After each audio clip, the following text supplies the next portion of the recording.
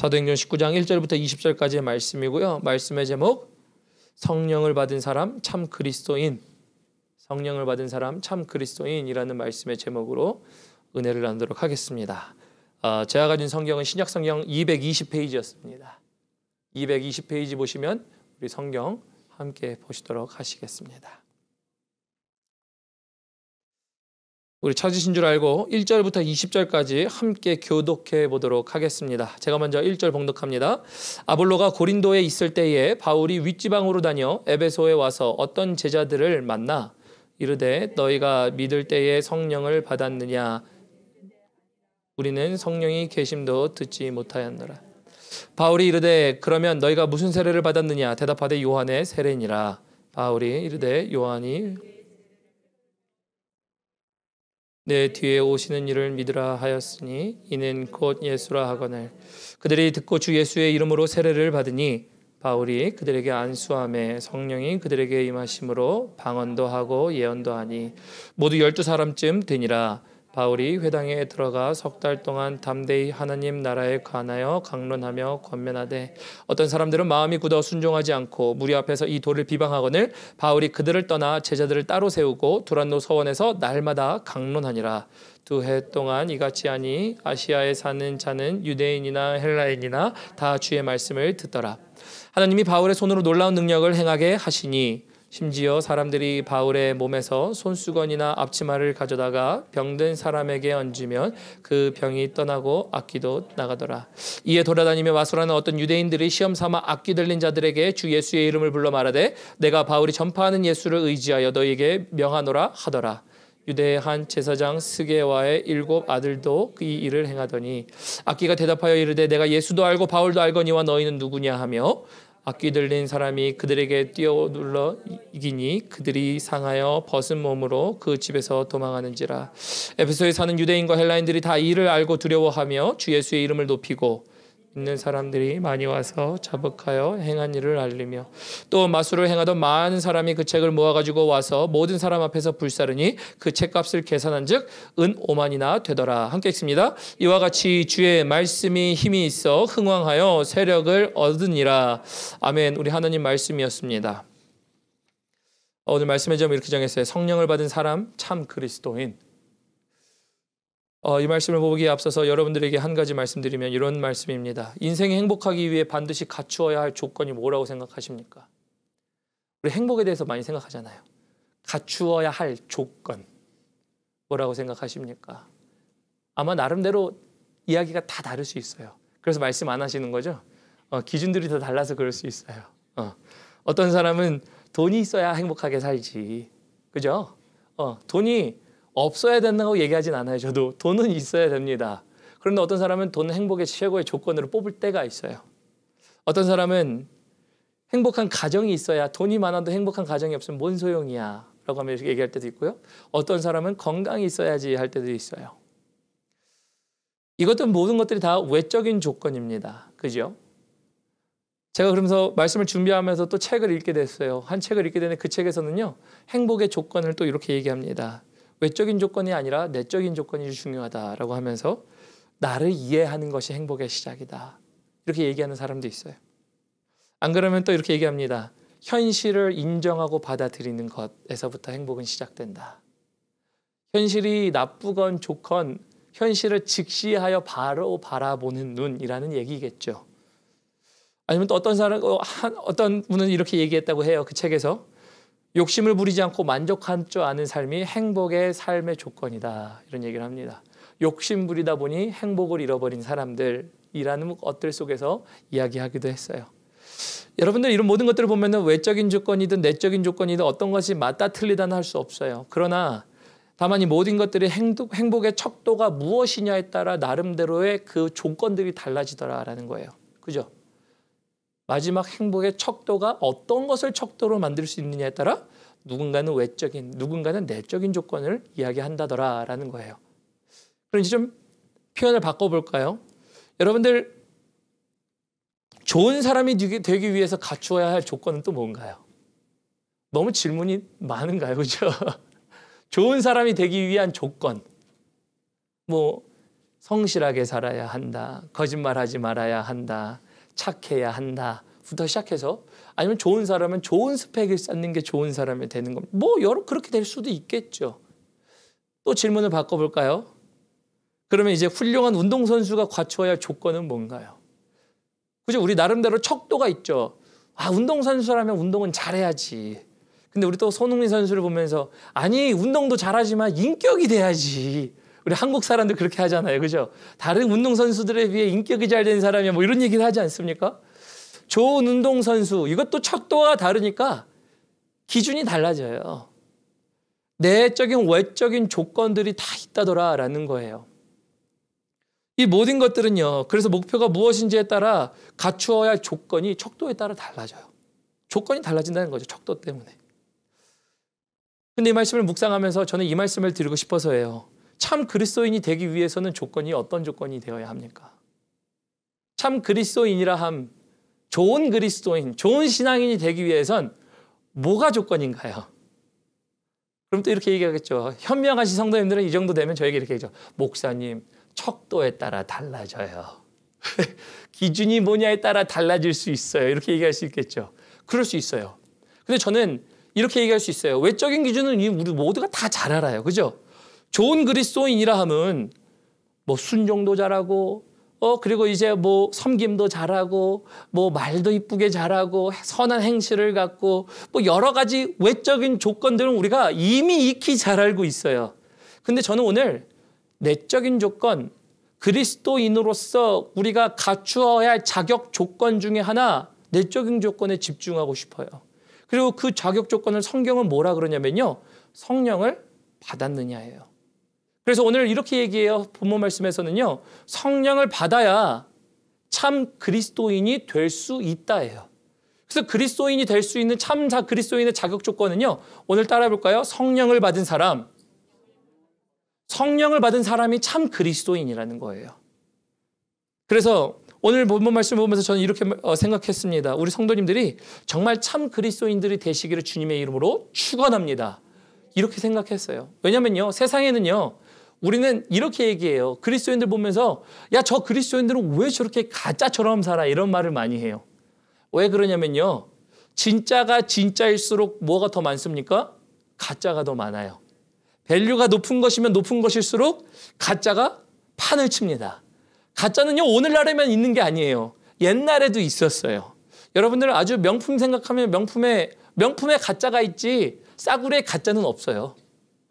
그죠? 그죠? 여러분 똑같아요. 신앙은 참 진리 대신 예수 그리스도가 유일하신 한 분이기 때문에 그분이 진리의 길이시기 때문에요. 진리를 따라 살아가는 것 속에 가짜들이 너무나도 많아요.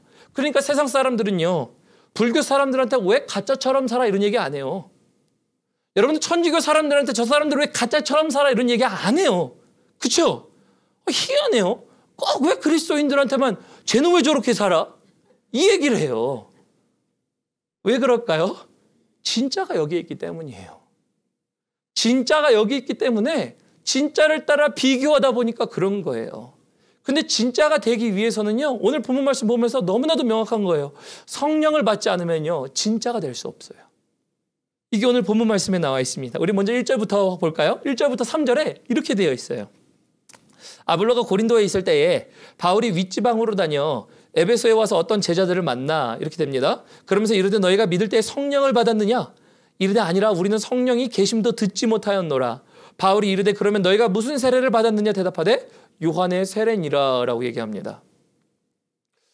여러분들 지난 시간에 저희가 보아서 알지만 아볼로는요. 예수에 대하여 명설교가였어요. 예수에 대해서 설교할 줄 아는 사람이었습니다. 근데 그는 뭘 몰랐냐면요. 성령에 대해서 몰랐어요. 그리고 또 오늘 에베소에 지금 바울이 왔다라 그래요. 바울이 이제 와가지고요. 제자들을 만났대요. 제자들이라 하면요. 이미 예수 그리스도를 아는 사람들을 제자라고 해요. 신약 성경에서는요. 지금 왜냐하면 여기에 예수 그리스도를 아는 사람들을 제자로 하지 나머지 유대인들은 유대인이 몰랐다고 할 때는 예수 그리스도를 증거한다라고 나와 있어요. 그렇기 때문에 제자들은요. 예수라는 것을 아는 사람이긴 해요. 어느 정도 아는 사람이긴 하지만요. 이들에게 바울이 뭐라고 얘기하냐면요. 야, 너네 성령을 받았느냐 물어보는 거예요. 이것을 오늘날로 바꿔 표현해 보면요. 제가 이런 거예요. 교회 다니는 많은 사람들을 모아놓고요. 여러분들 성령을 받으셨습니까? 라고 묻는 것과 똑같은 이야기예요. 도대체 이야기를 왜 할까요? 아니, 예수를 이미 믿고 있는 사람들에게 성령을 받았습니까를 왜 물어볼까요? 거꾸로 이제 표현해 보면 제가 왜 여러분들에게 여러분들이 성령을 받으셨습니까? 라고 왜 물어봐야 할까요? 라는 거예요. 왜 물어볼까요? 여러분들. 아니, 그렇게 지금 예수를 아는데 왜 물어볼까? 왜냐면요. 성령을 받아야 참 그리스도인이 되기 때문이에요. 받지 않았으면 받으면 돼요. 그런데 받았다라고 얘기하는 사람들은 받은 거를 모르고 살거나 혹은 받은 걸 끄며 살 때가 있어요. 그것은 제가 나중에 얘기하겠지만요. 그래서 우리가 성령을 받아야 참 사람, 참 그리스도인이 될 수 있다는 게요. 7절 우리 요한복음 우리 16장 한번 가볼까요? 175페이지입니다. 제가 가진 성경 175페이지로 오늘 본문 말씀 손을 살짝 이렇게 넣으시고 요한복음 16장 7절 보시면요. 요한복음 16장 7절에 보면요. 왜 그리스도인이 성령을 받아야 참 그리스도인이 될 수 있는지를 설명합니다. 우리 175페이지. 예.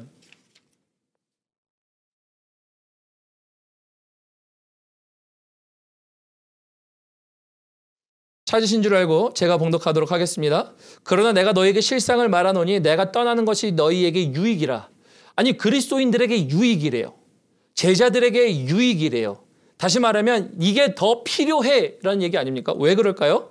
내가 떠나가지 아니하면 보혜사가 너에게로 오시지 아니할 것이요. 성령이 너에게 안 올 거란 얘기예요. 다시 말하면 성령이 와야 너에게 굉장한 유익이 있을 거다 이런 얘기 하는 거거든요. 그러면서 그 유익을 뭐라고 얘기하냐면요. 13절로 가볼까요? 그 밑으로. 13절, 14절로 보면 이렇게 얘기합니다. 진리의 성령이 오시면 그가 너희를 모든 진리 가운데로 인도하시리라. 첫 번째 성령이 오시면요. 그리스도인들이 뭘 받냐면요. 인도함을 받아요. 인도함. 여러분들 인도함이라는 거는요. 굉장히 아는 것과는 다른 거예요. 아까 제가 말씀드렸죠. 아볼로가 예수에 대해서 알았어요. 예수의 제자들도 아니요. 그 에베소에 있던 제자들도 예수에 대해서는 알았다라고 얘기할 수 있어요. 그러니까 예수를 믿어라라고 하는 예수 그리스도에 대한 증거는 많이 하진 않았어요. 근데 성령을 받으라 얘기해요. 왜 그러냐면요. 아는 것은요.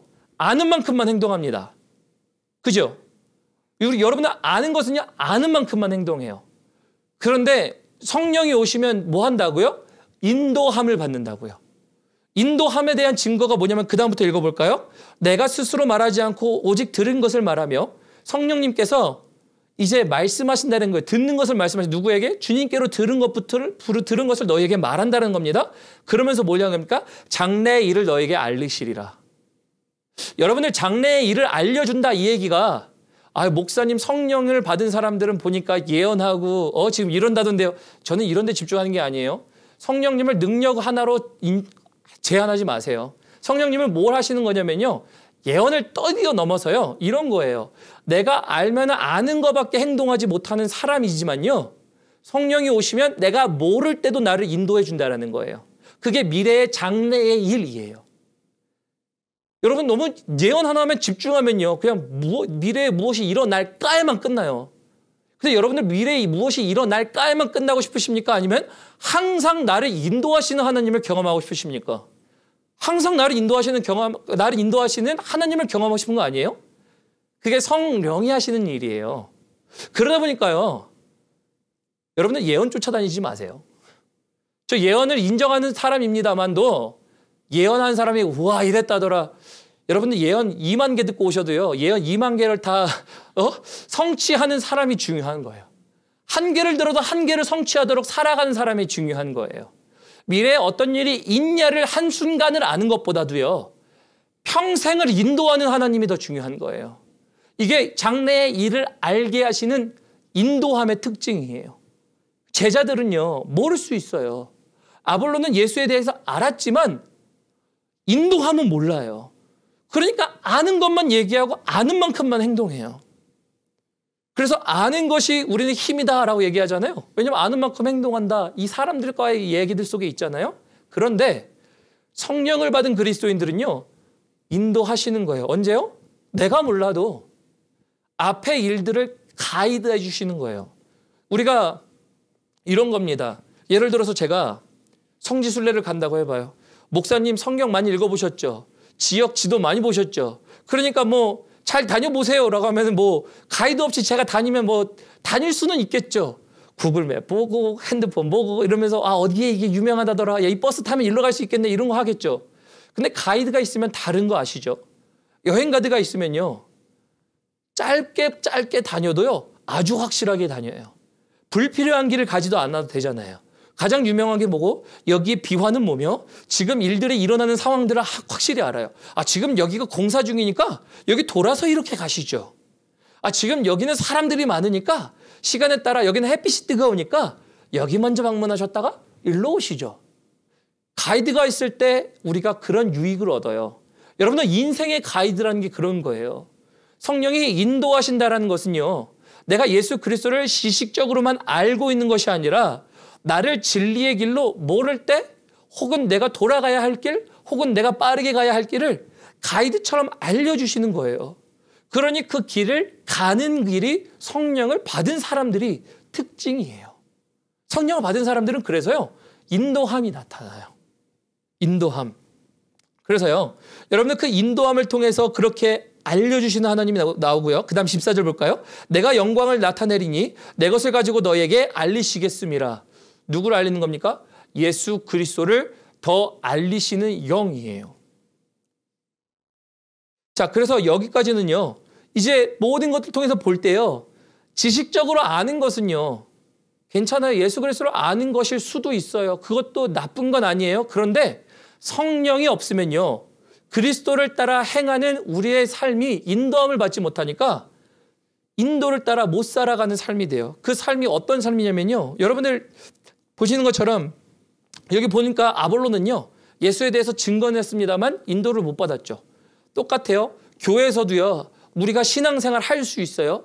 예수를 압니다라는 것을 통해 신앙생활을 할 수 있어요.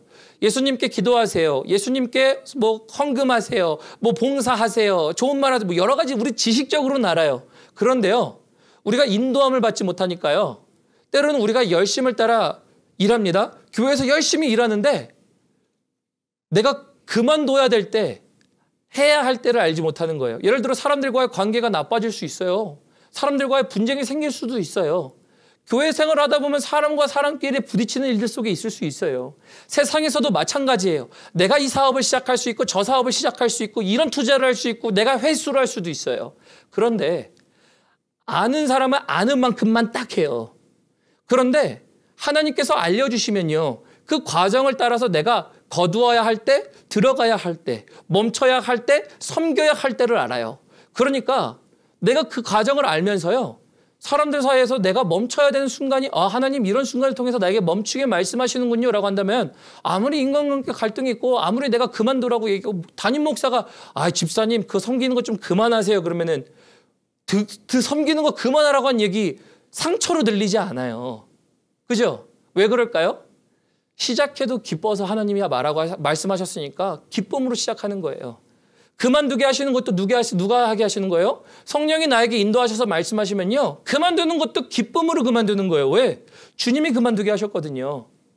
그래서 우리가 삶 가운데 하는 일들, 모든 일들, 제가 뭐 교회 봉사도 얘기했고, 삶의 사업도 얘기했고, 투자도 얘기했고, 인간관계도 모든 걸 얘기할 수 있어요. 시작과 끝 맺은 모든 것들이 다 인도하심 따라 우리는 달라질 수 있어요. 이게 인도함을 받는 사람의 특징이에요.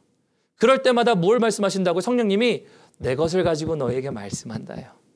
예수께서 말씀하신 것을 여러분들에게 성령께서 생각나게 하신다는 거예요. 이게 인도함을 받는 자들의 특징이에요. 그러다 보니까요. 신앙생활이요. 왜 성령을 받아야 참 그리스도인이냐라고 말하는 이유가 아시겠죠? 성령이 없으면요. 우리의 지식을 따라 알을 따라 어느 정도는 할 수 있어요. 그러나 성령이 없으면요. 인도함이 없어요.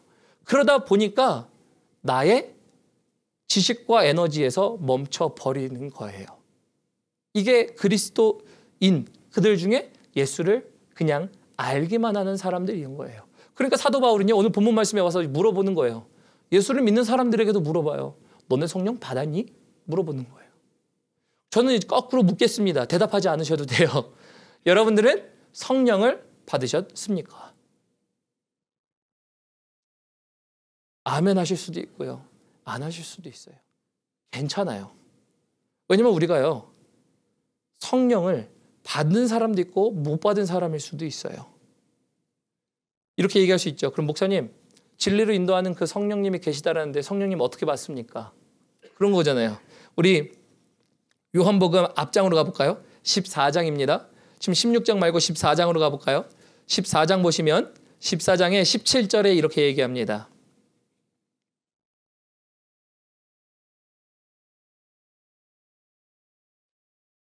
17절, 우리 14장 17절 우리 함께 읽어보겠습니다. 시작. 그는 진리의 영이라 세상은 능히 그를 받지 못하나니 이는 그를 보지도 못하고 알지도 못함이라. 그러나 너희는 그를 아나니 그는 너희와 함께 계시며 또 너희 속에 계시겠음이라 라고 되어 있습니다. 여러분 일단 먼저 성령을 받기 전에 알려드리고 싶은 것은요, 성령은 눈에 보이지 않아요. 눈에 보이지 않습니다. 눈에 보이는 성령이라고 얘기하는 건 다 거짓말이에요. 여러분들 이단들이 얘기하는 거죠. 내가 성령이다. 내가 보혜사다로 얘기하는 사람들이 있어요. 자칭 보혜사들이 많아요. 자칭 예수도 많은데요. 자칭 보혜사들도 많아요. 성경에서 정확하게 얘기합니다. 성령은 눈에 보이지 않아요. 그러나 어디 안에 임하는 겁니까? 내 안에 임해요. 내 안에. 여러분들 속에 임하는 게 성령이라는 겁니다. 이 올바른 인식을 가지시고 그 다음에 어떻게 받습니까? 우리 이제 본문 말씀 다시 돌아갈까요? 사도행전 우리 다시 한번 이제 19장 4절하고 5절로 돌아가 보도록 합니다. 사도행전 19장 4절하고 5절 돌아가 보면요.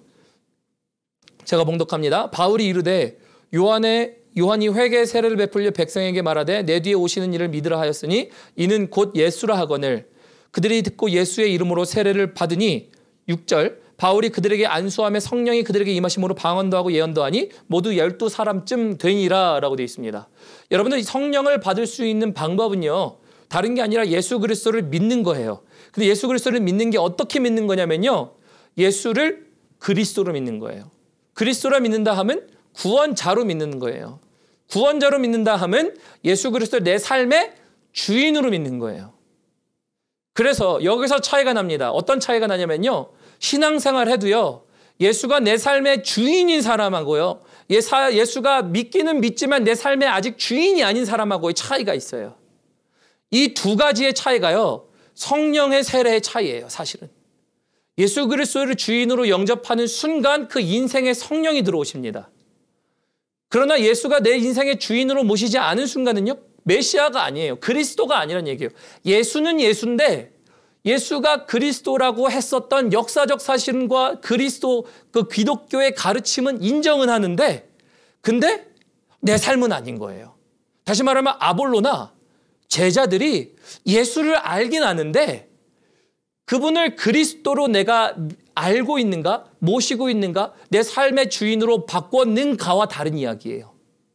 그래서 예수가 맞아 주님이 보내신 사람이겠구나 라고 했지만 사실은 성령을 받지 못했던 겁니다. 그러니까 오늘 본문 말씀에서 사도 바울은요, 다시 세례를 주는 거예요. 너네 요한의 세례 받았지? 하나님한테 너네 잘못했다고 얘기했지? 예수님이 이 땅 가운데 오셨는데 예수님이 정말 너희를 위해서 돌아가셨다는 걸 알았지? 소식은 들었지? 근데 너네 예수 그리스도를 생명을 드린 구주로 해서 그 성령을 받는 세례를 받아본 적이 있어? 없다라는 거예요. 여러분들 우리가 똑같아요. 오늘날의 기독교도 마찬가지예요. 교회 다니는 사람들 보면요, 예수를 아는 사람들 얼마나 많은지 몰라요. 여러분들 지나가는 길 가는 사람들 얘기해놓고 예수에 대하여 아십니까? 라고 물어보면은 갑자기 이 사람이 도를 아십니까? 이런 사람으로 착각할 수는 있어도요. 근데 속 사람으로는 그들이 대답할 수 있는 건 있어요. 기독교가 믿는 사람 혹은 진리라고 하는 사람, 이런 얘기는 하겠죠. 교회 가면 예수를 믿습니다, 이런 얘기는 하겠죠. 알미 있다라는 거예요. 근데 삶의 주인은 바뀌지 않아요. 삶의 주인이 바뀌는 순간 성령이 다시 임할 수 있음을 얘기하는 것 아니에요? 자, 그래서 여기 사도 바울은요, 그들에게 안수함에 성령이 그들에게 임하심으로 해요. 성령이 임하지 않을 조건이 없죠. 제자들은 예수 그리스도를 알았어요. 그리고 아볼로도 알았어요. 그래서 그 알고 나서 그가 그리스도시다라는 것까지 알았습니다. 그러나 성령만 몰랐어요. 그들은 성령을 알게 했습니다. 오늘날에는요, 성령을 알고도 있어요. 그러나 주인이 바뀌지 않아서 못 받는 것뿐입니다. 그들과 오늘의 삶은 조금 다른 차이입니다. 자, 어쨌든 그래서 그러한 것을 가지고요, 성령의 임함이 있어요. 새로운 세례가 임한 거예요. 이걸 통해서 뭘 볼 수 있냐면요, 우리 사도행전 2장에 있었던, 사도행전 2장에 마가의 다락방 사건이 있죠. 성령이 임하시니 베드로가 설교를 합니다. 3,000명이 회개하는 역사들이 일어나요. 거기에 성령이 임한다 그러잖아요. 또 다른 성령의 역사, 두 번째 마가의 다락방과 같은 역사가 일어난 거예요. 누구를 통해서요? 성령의 세례를 통해서요. 거기 보니까 이렇게 되어 있죠. 그래서 성령이 그들에게 임하심으로 방언도 하고 예언도 하니예요. 여러분들, 방언과 예언이 우리 성령님이 임하심에 일어날 수 있는 일입니다. 그런데 방언과 예언이 전부가 아니에요. 아까 말씀드렸죠. 가장 첫 번째 특징 뭐라고요? 인도함이에요. 방언과 예언보다 더 중요한 건 인도함이에요. 여러분들 안에 성령이 계시면요, 오늘 여러분들을 인도하실 줄을 믿습니다. 그분이 성령님이세요. 내가 몰라도 나를 인도해요. 우리 11절 봅니다. 본문 말씀 11절, 12절 보면요, 하나님이 바울의 손으로 놀라운 능력을 행하게 하시니 심지어 사람들이 바울의 몸에서 손수건이나 앞치마를 가져다가 병든 사람에 건지면 그 병이 떠나고 악귀도 나가더라. 성령이 임하시면 온갖 사건들이 일어날 수 있어요. 근데 여러분들, 중요한 거는요, 본문 말씀도 뭘 얘기하고 있냐면요, 사람을 강조하지 않아요. 성령을 강조합니다. 이 말은 뭐냐면요, 제가 이 말을 안 할 수가 없어요. 요즘 우리 교회에서도 많이 해자다는 얘기입니다. 우리 나는 신이다 얘기하죠. 그러면서 이제 이단들에 대해서 굉장히 많이 얘기합니다. 여러분들, 사람을 절대 따르지 마세요. 저에게 성령의 능력이 일어나서 여러분들에게 안수할 때 방언하고 예언한다 하더라도요, 그러더라도 저를 따르지 마세요. 성령을 따르셔야 돼요. 성령의 역사는 누구에게도 일어날 수 있어요. 여러분, 제가 아니라 사울에게도 일어날 수 있어요. 우리 사무엘상 보고 있거든요. 말씀 매일. 사무엘상 보는데 사무엘상을 통해서 하나님이 사울을 세우십니다. 하나님의 영이 임하니 그가 뭐 했다 그래요? 예언했다 그래요. 거기에 있었던 들어오는 사람도 예언했다 그래요. 여러분들, 예언과 방언은 집중하지 마세요. 성령을 주시는 성령에 집중하세요. 사람은 매개체일 뿐이에요. 이 땅 가운데 내가 예수니 성령이니 하는 사람들 다 거짓말이에요. 그런 사람들 따를 필요가 없어요. 성령을 따라 행하시면요, 성령을 따라 성령의 기능으로, 성령의 권능으로 얘기하는 사람들이 성령을 통해 하는 것인지 우리는 알 뿐이에요. 그리고 그것을 받으시고 경험하시면 될 뿐이에요. 사람을 우상하지 마십시오. 바울은 아무것도 아니에요. 바울이 던진 손수건이 뭔 일이 있겠어요. 제가 던진 수건을 딱 던진다고 해서 무슨 수건의 능력이 있겠어요. 성령이에요. 저희 교회 성도님들, 그래서 저는 이런 생각합니다. 정말 은사에 따라 미혹되시는 분들 되시지 않기를 주님의 이름으로 축원합니다.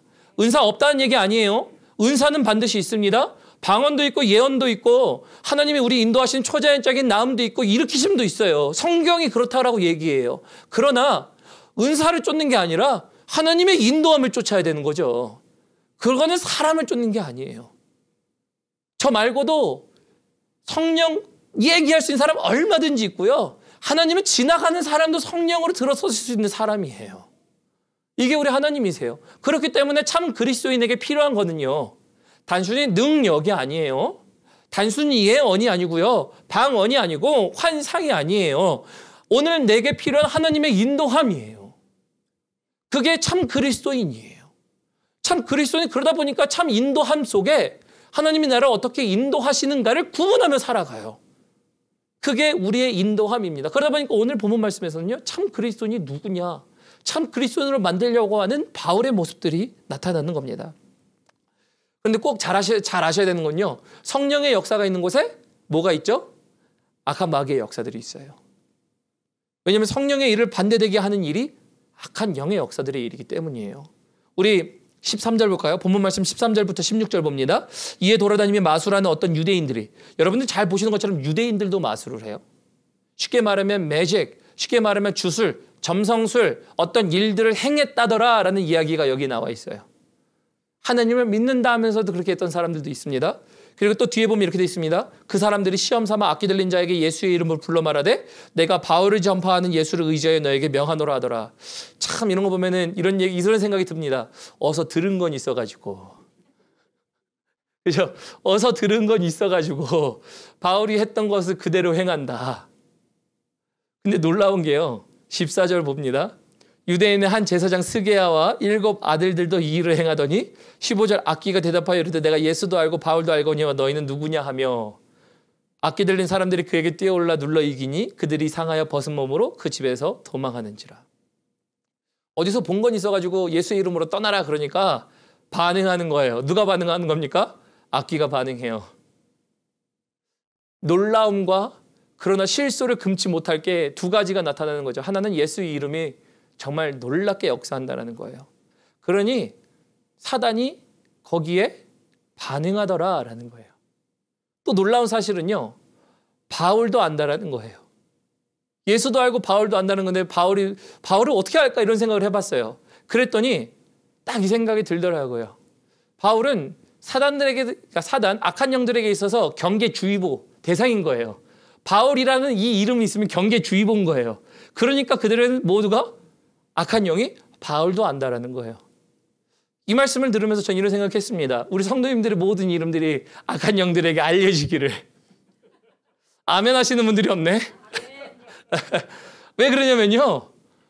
우리가 그렇다는 게 아니라 바울이 갖고 있었던 게 뭐예요? 하나님의 인도하심이에요.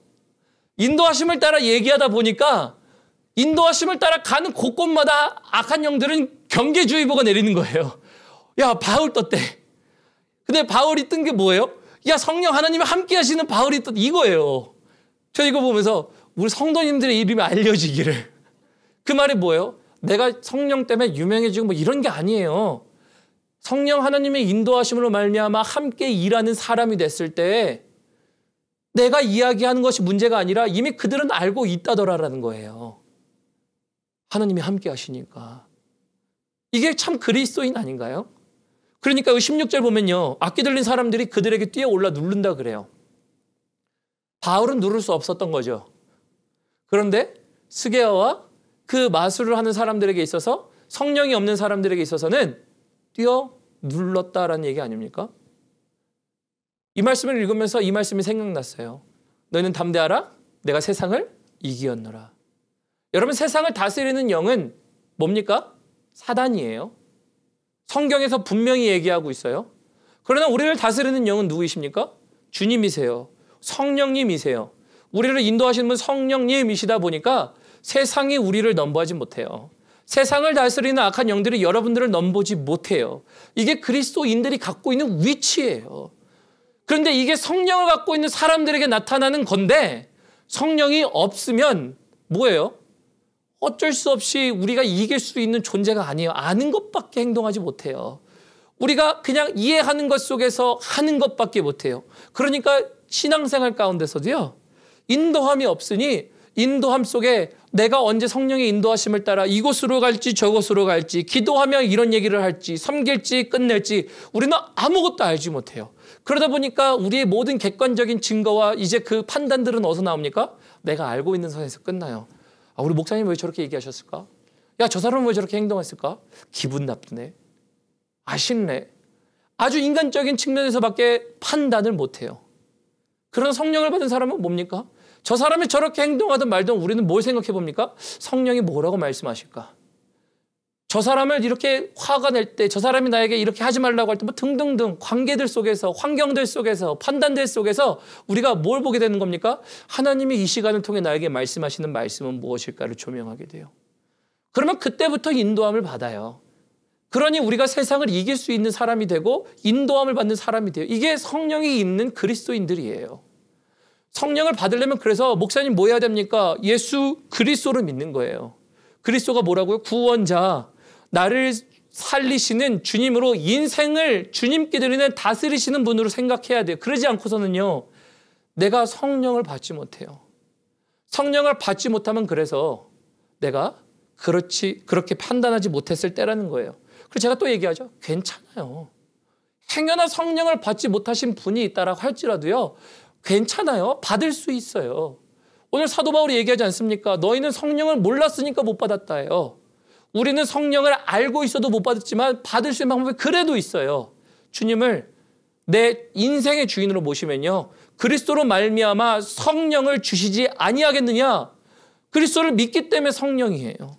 그냥 내가 단순히 교회 다니고 내가 믿어요, 이런 믿음 아니에요. 정말 이 믿음은 생명을 다해드린 믿음이에요.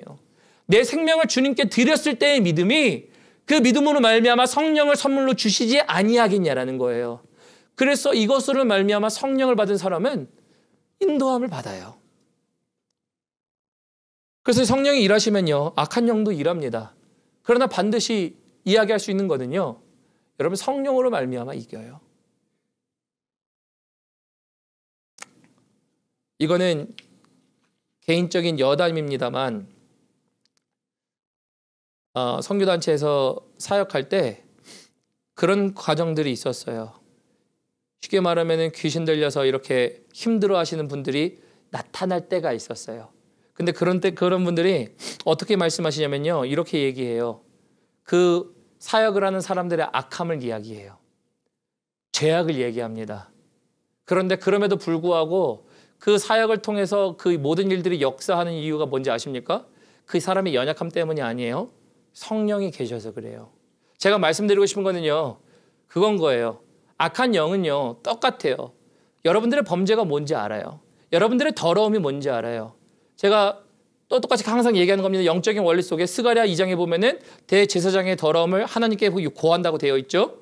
하나님, 저 대제사장 더럽습니다. 하나님도 아세요? 사단도 알아요? 근데 하나님이 새로운 옷을 입히시는 거예요. 여러분들, 우리가 그리스도인으로 살아갈 때 더러움도 약한 영이 알아요. 우리의 잘못을 알아요. 그런데 그 잘못 속에 하나님은 말씀하세요. 그러나 내가 저를 살렸다 해요. 그러니까 성령이 역사하시는 일들이 일어날 수 있어요. 여러분들 의심하지 마십시오. 우리 안에 보이지 않지만 성령이 역사해요. 그래서 제가 제 아들에게도 얘기했죠. 하루는 성경책을 읽어주면서 재워줍니다. 근데 아들, 하나님이 예수님이야. 하나님 어떻게 예수님이야? 이런 얘기를 해요. 근데 하나님이 예수님인데 또 성령님이야. 하나님이 예수님인데 또 어떻게 성령님이야? 이런 얘기를 해요. 그래서 그렇게 얘기를 하죠. 지성아, 손 내밀어봐. 바람이 있어 없어? 있어. 성령은 눈에 보여 안 보여? 안 보여. 근데 있어 없어? 있어. 그러더라고요. 여러분들, 성령이라는 게 그래요. 우리 눈에 보이지 않습니다만 우리가 믿음으로 말미암아 예수를 그리스도를 믿었을 때 우리에게 역사하시는 영으로 오세요. 그러면 그 영으로 말미암아 항상 우리에게 인도함을 생각나게 하고요. 생각으로, 때로는 양심으로, 때로는 정말 바람처럼 우리에게 피부로 느끼게 하시는 모든 일들이 일어날 수 있어요. 그게 성령을 경험한 사람이에요. 그럼 이 정도까지 얘기하고요. 누군가는 성령을 아직 받지 않았을 수도 있고요. 누군가는 성령을 받았을 수도 있어요. 근데 문제는요, 이런 겁니다. 성령을 받지 않으면 받으면 된다고요. 생명을 주님께 드리십시오. 예수 그리스도를 믿는 순간이 생명으로 말미암아, 생명을 드림으로 말미암아 이제 등가 교환이에요. 내 생명은 주님께 드리고 주님의 생명이 내 안에 들어와 함께 성령님이 내 안에 역사하시기 시작하시는, 그러면 돼요. 없는 분들은 그러시면 돼요. 근데 문제는 또 이렇게 생각해요. 성령을 소멸하시는 분들이 계세요. 누구예요? 교회 안에 성령을 소멸해서가 문제예요. 우리 고린도전서 한번 볼까요? 데살로니가전서 한번 볼까요? 마지막 말씀입니다. 우리 찬양팀 올라오시고요. 우리 데살로니가전서 5장 19절 봅니다. 데살로니가전서는요, 여러분들이 잘 아시는 말씀이에요. 잘 아시는 말씀이 뭐냐면요, 너희는 범사에 감사하라, 쉬지 말고 기도하라 라는 내용들은 잘 알아요. 우리가 그것에 대해서 많이 익히 들어봤어요. 그런데 데살로니가전서 5장 19절에 뭐라고 되어 있나요? 우리 한번 함께 읽어보겠습니다. 함께 읽습니다. 시작. 성령을 소멸하지 말며. 여러분, 성령을 소멸하지 말래요. 성령을 받은 사람들 역시도 성령을 소멸할 수 있는 가능성이 있다는 걸 아셔야 돼요. 여러분, 성령을 받아서 역사하는 것도 역사지만 문제는 성령을 받은 사람들은 또 소멸하고 있지 않나를 보아야 돼요. 여러분들, 성령을 소멸한다는 것은요, 여러분들 여기서 소멸이라는 얘기는 불에 대해 얘기하는 겁니다. 불. 여러분, 불을 끌 수 있어요. 그죠? 불은 소멸시켜버릴 수 있어요. 언제요? 불을 끄는 행위를 할 때. 우리가 더 타지 않도록 타는 것을 넣지 않는다든지, 물을 뿌린다든지, 우리가 그 모든 것들을 통해서 물을 통해서 성령을 끄는 일들을 할 수 있어요. 즉 불을 끄는 일들은요, 불을 끄는 행위를 하면 꺼져요. 성령이 소멸된다는 얘기는 불에서 유래된 표현을 통해서 소멸시키지 말라는 거예요. 성령이 불타오르는 것처럼 표현되어 있는데 그 불타오르는 능력이 우리 안에 인도하심이 있는데 끄는 일들을 한다라는 거예요. 누가요? 성도가요. 데살로니가에서 이렇게 얘기하는 거예요. 성령을 소멸 좀 시키지 말라예요. 제가 얘기했잖아요. 없으면 받으면 돼요. 있었는데 근데 꺼지면요, 다시 살려야죠. 여러분들 성령을 살리는 방법이 뭐예요? 여러분, 우리 성령을 소멸시키는 방법은요, 다른 게 아니라 우리와 하나님과의 관계를 단절시키는 죄가 점점 들어올 때예요. 하나님과의 관계가 멀어지기 시작하면 여러분들 성령은 자연스럽게 우리가 약해져요. 하나님과 가까워지니까 뭐가 강해져요? 성령의 역사가 강해져요. 그래서 우리는 하나님과 가까워지는 게 우리가 성령의 불을 지피는 방법이에요.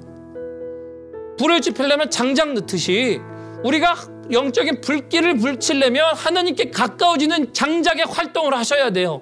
마른 장작이 불타기 위해서는 내가 마른 장작이 되어 주님 아버지 앞에 불태워질 때 성령이 불타올라요. 그래야 우리가 성령의 인도함을 받아요. 근데 많은 교회가 이렇게 해요. 성령에 불타는 교회, 성령이 임하시는 교회. 말하면 뭡니까? 혹시 성령을 끄고는 있지 않습니까? 차라리 모르면 괜찮아요. 받으세요. 성령이 임할 줄을 믿습니다. 성령이 하나님께서 부어주실 겁니다. 이러면 괜찮아요. 받으면 되니까. 문제는 꺼서 문제예요. 받는 사람도 적어진 게 문제지만 받은 사람이 꺼지니까 그 꺼진 불로 말미암아 누구에게 증거해요? 오늘 마가다락방 두 번째 사건 같은 게 일어났다 그랬죠? 그렇죠? 성령이 다시 임하셔서 이런 일들이 일어났어요. 근데 베드로 맨 처음에 일어난 마가다락방 사건 뭡니까? 그에게 성령이 강하게 일어나니까 성령의 역사를 다른 사람들에게 얘기한 거 아니에요. 여러분, 오늘 교회가요, 내 성령의 불이 꺼지니까 다른 사람들에게 성령의 불을 못 붙이는 거 아니에요? 그래서 오늘 본문 말씀 보면서 또 이렇게 생각한 거예요. 하나님, 정말 성령을 받은 사람이 참 그리스도인이군요. 왜냐면 우리가 몰라도 인도하시니까, 우리가 뭘 해야 할지 알려주시니까, 우리가 때론 거룩해야 할 때는 거룩해야 된다고 알려주시니까, 그러니까 성령을 받아야 성령을 통해 이 뜨거운 불길이 다른 사람들에게 전가될 텐데 다른 사람들에게 붙일 만한 불길도 되지 않는 거예요. 그러니까 내 불길이 저 사람에게 안 타요. 여러분들을 이야기하기 전에 저를 얘기하지 않을 수가 없을 것 같아요. 제 불길이 뜨겁지 않아서 불길이 못하는 것 같아요. 제 불길이 뜨겁지 않아서 여러분들을 불 붙이지 못하는 거 아닐까라는 생각이 들었어요. 하나님, 한 사람으로 말미암아 불길이 뜨겁다면 분명히 불타올라야 하는데 하나님, 내 불길은 뜨겁습니까? 하나님, 풍성한 교회를 인도하고 있는 이도하 목사는 뜨겁습니까? 그래서 이런 생각이 들었어요. 하나님, 성령을 받은 사람이 참 그리스도인이라고 하는데 참 그리스도인은 둘째치고 참 그리스도인이 되지 않으려고 하는 모습은 내가 가지고 있는 것 아닌가, 이런 생각이 들었어요. 여러분, 그래서 오늘 두 가지 말씀을 가지고 도전드려요. 한 가지는 없으신 분들은요, 받으실 수 있어요. 성령이 임해야 참 그리스도인이 됩니다. 꺼진 분들은요, 다시 살릴 수 있어요. 다시 붙입시다. 남들에게도 줄 만한 불이 됩시다. 남들을 태워볼 만한 불이 됩시다.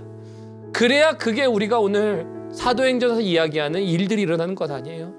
본문 말씀 마지막 보면 뭐라고 되어 있습니까? 본문 말씀 마지막 그 말씀으로 나눕니다. 말씀이 흥왕하여 지니라. 하나님의 능력이 흥왕하여 지니라. 여러분, 이게 성령이 있는 사람들, 성령의 교회의 특징이에요. 저는 이 교회가 정말 이러한 교회가 되기를 주님의 이름으로 축원합니다. 이러한 일들을 이루시는 성도님들 되시길 주님의 이름으로 축원합니다. 그러면 다시 태웁시다. 없는 분들은 받으십시다. 받으시면 돼요. 생명을 들이시면 주님께서 주십니다. 그래서 우리 함께 잠시 기도할까요? 들으신 말씀 기억하시면서요, 우리 함께 나에게 필요한 건 뭡니까? 다시 태우는 거? 나에게 필요한 건 내가 받는 겁니까? 내가 필요한 거는 뭡니까? 주님께서 말씀하여 주시고 보여주신 것은 뭡니까?